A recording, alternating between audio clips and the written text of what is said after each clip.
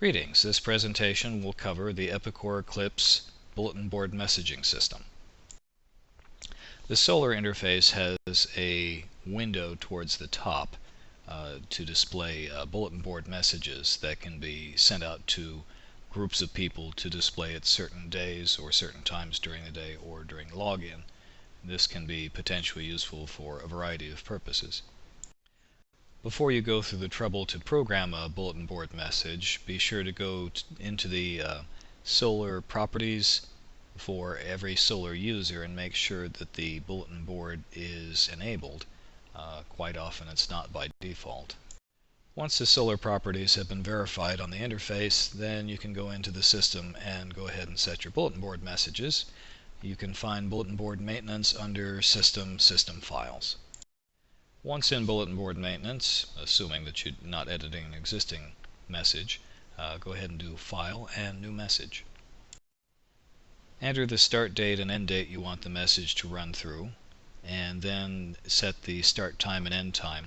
The control for the start time and end time is kind of kooky. You have these, what they are is sliders. You have to click and hold on the little circles and drag them back and forth to set the times.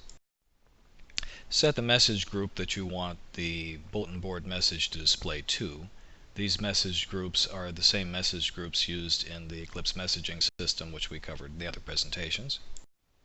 If you need to add new message groups or make corrections to who's on the message group list that are existing, you do that in message group maintenance.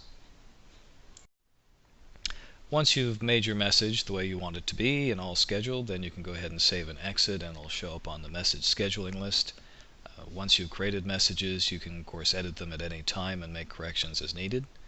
And the system of course allows you to have quite a large combination of scheduled messages going out to different groups at different days and different times, so this is a pretty robust and flexible tool. And this is the end result again to our end user. And of course the first few times that you go to do this, you're probably going to have to edit it a couple of times till you get it just the way you want it, but it's fast and simple to do, so no problems there. And this concludes our presentation on the Eclipse Bulletin Board Messaging System. Thank you for your attention, and I'm not Scott Zahn.